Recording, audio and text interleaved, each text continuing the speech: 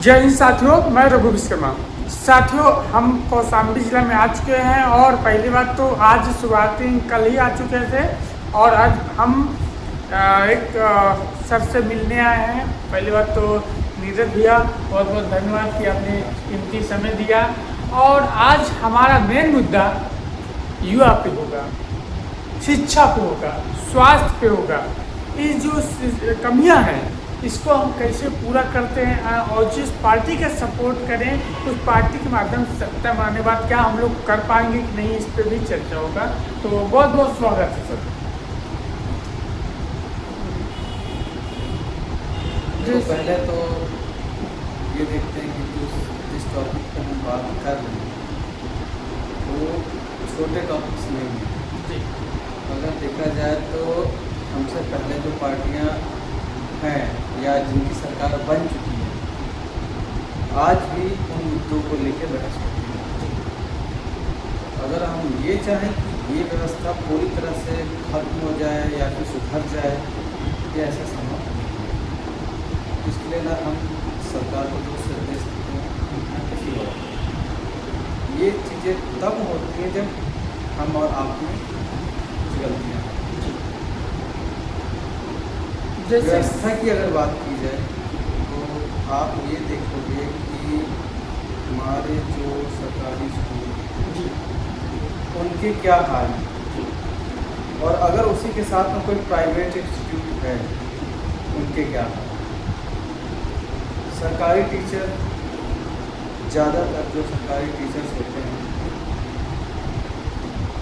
उनकी तनख्वाह तो बहुत अच्छी है, सैलरी बहुत अच्छी है, लेकिन वो चीज़ नहीं दे पा रहे हैं जो एक प्राइवेट इंस्टीट्यूट में उनसे 80% कम सैलरी लेकर और इंस्टीट्यूट में जो बच्चों को शिक्षा दे रहे हैं। ये सर कैसे दूर होगा इससे हम लोगों को? इस चीज़ के लिए तो देखो, सबसे पहले जो हमारी जो शिक्षा व्यवस्था प्राइवेट इंस्टीट्यूट की तरफ ध्यान ना देके सबसे पहले जो हमारे गवर्नमेंट कॉलेज हैं या गवर्नमेंट स्कूल हैं उनके ध्यान देना चाहिए, उनकी व्यवस्था सुधारी जाएगी। मेरे हिसाब से जो लोग आमतौर पर कहते रहते हैं, मैं भी कहना चाहूँगा कि जो भी सरकारी कर्मचारी है अगर उनका बच्चा सरकारी संस्था से शिक्षा प्राप्त करे तो ये जो सरकारी स्कूल हैं, जो सरकारी संस्था हैं, उनमें अपने आप सुधार आ जाएगा ऐसा आप लोग। लेकिन आजकल देखा जा रहा है या विधायक लड़का हो या कोई भी सरकारी कर्मचारी है वे अपने बच्चों को सरकारी स्कूल में नहीं भेजना चाहता। उसका तभी तो मैं कह रहा हूँ ना, उसका रीज़न यही है कि ये व्यवस्था तभी सुधर सकती है जब वहाँ के कर्ता धर्ता अपना एक कदम आगे बढ़ा। अच्छा, एक बात जैसे कि मुख्यमंत्री जी को भी एक बार इस पर कहना चाहिए कि सरकारी स्कूल में बच्चों पढ़ाने के लिए अगर वो बोलते हैं नहीं, इसमें देखिए जो हमारे पीएम साहब मोदी जी, वो एक तरह से देखा जाए तो ये सेंट्रल का मुद्दा नहीं है, स्टेट का मुद्दा। जो सेंट्रल से रिलेटेड क्वेरी होती है वो देखते हैं। अगर स्टेट से रिलेटेड कोई दिक्कत है, क्योंकि आपको पता है कि हर स्टेट के लिए अलग अलग प्रधानपति चुने हैं, ठीक है ना। तो अगर इससे रिलेटेड कोई चीज़ आती है तो जैसे अपने यूपी की बात करें तो ये सारी चीज़ें योगी जी के अंदर आती हैं। अगर हम अपने स्टेट की बात करें, अगर हम सेंट्रल की बात करते हैं तो फिर हम वहाँ तक जाएं। तो क्या सर योगी जी को ये कहना चाहिए कि शिक्षा भी जो सरकारी कर्मचारी हैं जो अपने बच्चों को सरकारी स्कूल में नहीं पढ़ाते तो सरकारी नौकरी के इस्तीफा दे दें, तब तो कुछ सरकार को भी अपने काम चलाने हैं। अगर जितने भी सरकारी वर्कर हैं, कर्मचारी हैं, अगर वो इस्तीफा दे के घर में बैठ जाएंगे तो जो सरकारी कामकाज है वो करेगा नहीं। कहने को जो सरकारी स्कूल की बात आई, सरकारी स्कूल में अगर बच्चे उन लोग क्यों नहीं पढ़ाते हैं, इसका पीछे आपने रीजन बता दिया। नहीं, हमारे समय की बात है, उस वक्त पढ़ाई होती थी बट उतनी अच्छी नहीं, लेकिन समय के साथ साथ अब देखते चले आए सरकारी स्कूलों की व्यवस्था भी सुधरी है, पढ़ाई भी सुधरी है पहले से। हाँ, पहले से। बहुत सा। अब ये कह लो कि 2014 के बाद हुआ है, क्या उससे पहले से धीरे धीरे प्रोग्रेस हो रही है, बस योगी जी के आने के बाद उसने एक स्पीड पकड़ ली। लेकिन फिर भी बच्चे तो नहीं दिखते हैं सर, बहुत कम ही दिखते हैं सरकारी स्कूल में बच्चे। क्योंकि अभी उनकी घर वालों की मानसिकता ऐसी हो चुकी है कि स्कूल में सरकारी स्कूल में पढ़ाई नहीं हो। अच्छा, यही भी तो बात किया जाए, जो टीचर लोग हैं सरकारी, उनका वेतन 50,000 60,000 है, वहीं रसोइया खाना बनाती उनका वेतन 1500 क्यों है?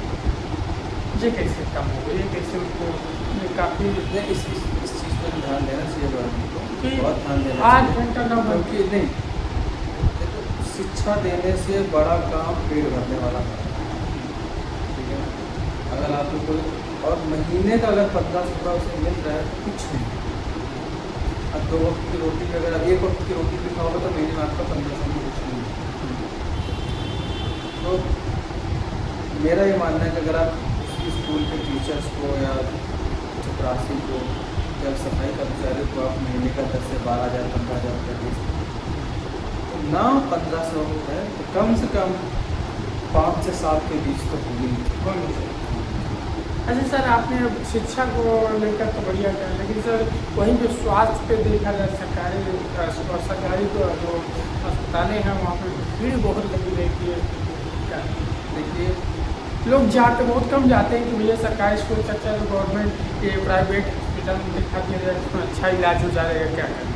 इनका एक इसमें सबसे बड़ी कमी डॉक्टर्स की कमी है। हमारे हिंदुस्तान की पॉपुलेशन बड़ी है कि अगर अब हमारा जो डिपार्टमेंट है आई डिपार्टमेंट, मेरा प्रोफेशन है जो आपका व्यक्ति का प्रोफेशन। अगर मैं इंडिया के अंदर सर्जन की बात करूँ तो इंडिया की पॉपुलेशन के हिसाब से, भारत की जनसंख्या के हिसाब से जो डॉक्टर्स की आवश्यकता है आँखों के लिए, वो करीब 1 से 1.5 लाख के बीच, मतलब 1,20,000 या 22,000 के समथिंग डॉक्टर्स की ज़रूरत है, जिसमें केवल करीब 25 से 30,000 डॉक्टर्स ही अवेलेबल है। इस कमी को कैसे किया?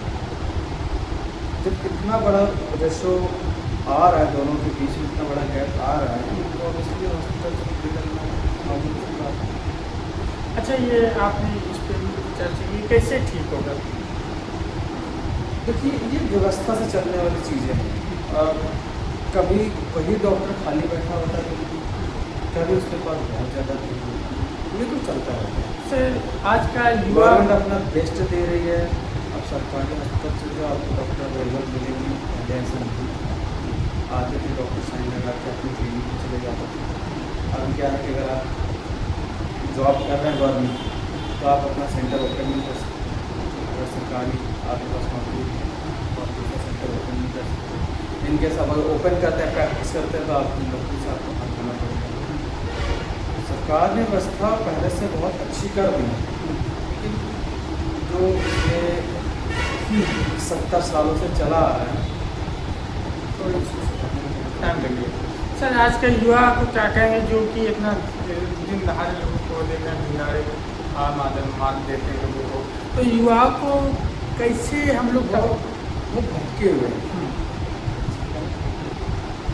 उनको सही रास्ते पर लाना संभव नहीं, तो पहले ही कर चुके। लेकिन जो नए युवा हैं, इन्हें अगर सोसाइटी अच्छा हो, जो मतलब लड़के बच्चे हैं, अगर सोसाइटी बढ़िया मिले तो परिवर्तन तो हो सकता है सर।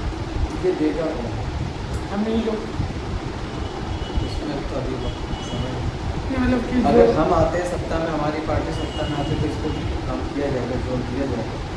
जो लेकिन आज का जो युवा है वो अभी रंगदारी पे स्ट्रॉन्ग बनना, सर सब रंगदारी बनना चाहते हैं इस शिक्षा को।